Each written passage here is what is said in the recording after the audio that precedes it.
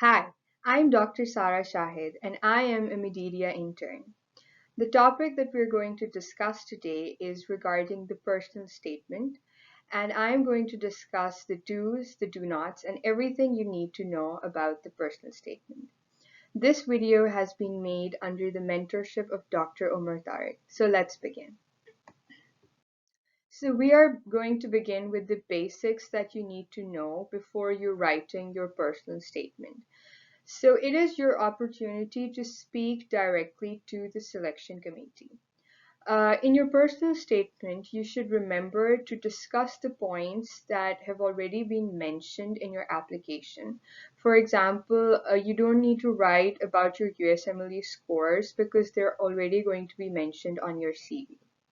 It is rather important that you address any ambiguity in your CV. By that, I mean, for example, if you have low USMLE scores, you can go ahead and discuss the reason behind that. Or if you are an old graduate, you can tell what you have been doing over the years. So you can address other issues that have not been discussed in your CV. So if you're using Microsoft Word to write your personal statement, you can pick font size 12 to write it and try and restrict your personal statement to one page. In ERAS, you basically copy and paste your personal statement in a text box, so the font size does not matter in ERAS. Number two, there should be no plagiarism in your personal statement because the people reading your personal statement have gone through many of those so they can pick up anything that is being copied. Number three, try and make your personal statement very personal to you because it makes it very interesting to the reader. Number four, focus more on the quality of the content rather than on the use of difficult English words. And number five, construct your personal statement in paragraphs so that it is structured. Now I'm going to discuss the key points that you should discuss in your personal statement and how you can structure your personal statement in different paragraphs. So firstly, you should begin with writing about who you are. You can give a brief introduction about yourself and why you became a doctor.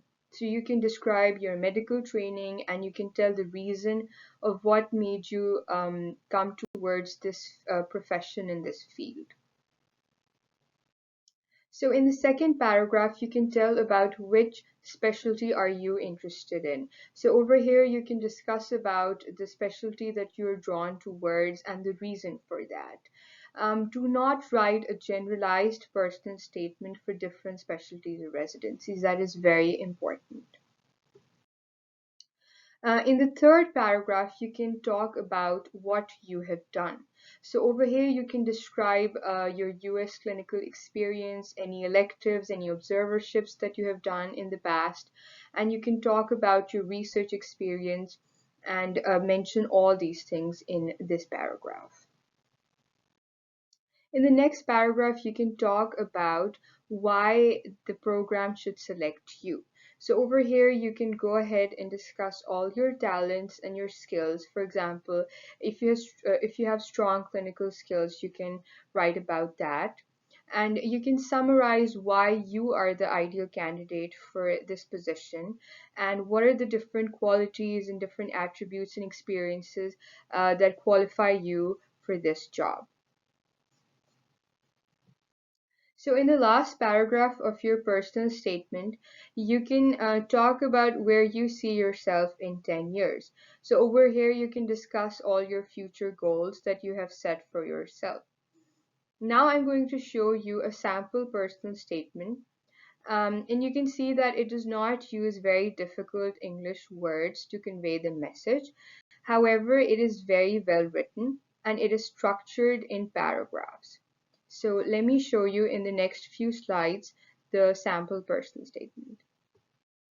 So this is the sample personal statement. The complete personal statement is on the following slides. Note how this personal statement is structured in different paragraphs. So in the first paragraph, This person basically talks about a brief introduction about himself, and in the second paragraph, he talks about why he got interested in medicine and what is the thing that drew him towards this field and this profession. This third paragraph talks about why they decided to choose the particular specialty that they were interested in. And in the fourth paragraph, it describes about the US clinical experience or any research work that they have done.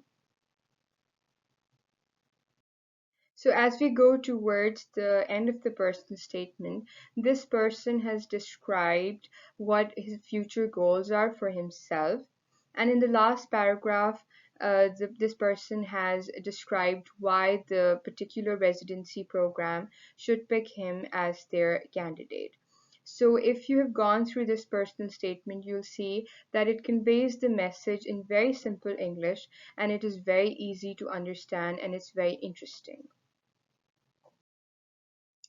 Now I'm going to go ahead and I'm going to discuss what you should not do in your personal statement. And these are some of the common mistakes that you should avoid. Number one, don't mention any negative comments.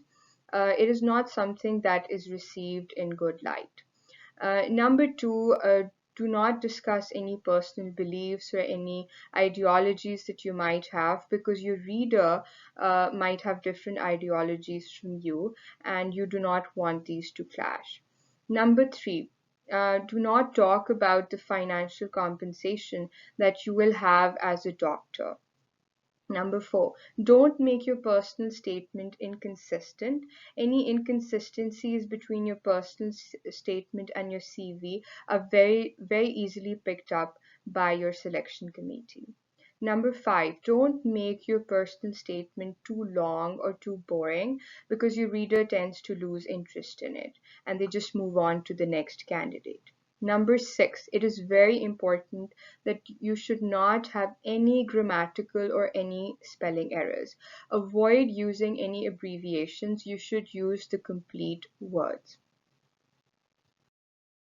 Other considerations that you should keep in mind when you're writing your personal statement. Number one, you should include specificity to the related residency. So it shows to your reader that your interest in this field is very authentic and it's not made up. Number two, you can add a very pivotal experience or a life-changing experience in your life. In fact, you can start your personal statement with that because it makes it very interesting and it captures the interest of the person who's reading your personal statement. Number three, it is very important that you ask your mentors, your advisors, or any other trusted friends to go through your personal statement and to review it for you, because they might pick up mistakes that you have missed. Number four, make your personal statement structured. I have discussed this before as well, and it makes it very easy for the reader to go through it. Number five, make sure that your personal statement is reviewed and read by a native English speaker, because they are also more likely to pick up any grammatical errors or any other errors that your PS might have. And lastly, this is very important, that you need to have a very captivating and interesting start, and it needs to have a memorable end so that it leaves a mark on the person who is reading it and they keep you in their mind. And finally, a very good person statement. It gives a very good impression of you as a person and as a physician as well. So it is important that you invest some time while writing your personal statement. A good personal statement can actually help you get into a residency program. So best of luck for the upcoming match, and thank you for listening to my video. If you have any comments or any questions, please feel free to reach out below. Thank you.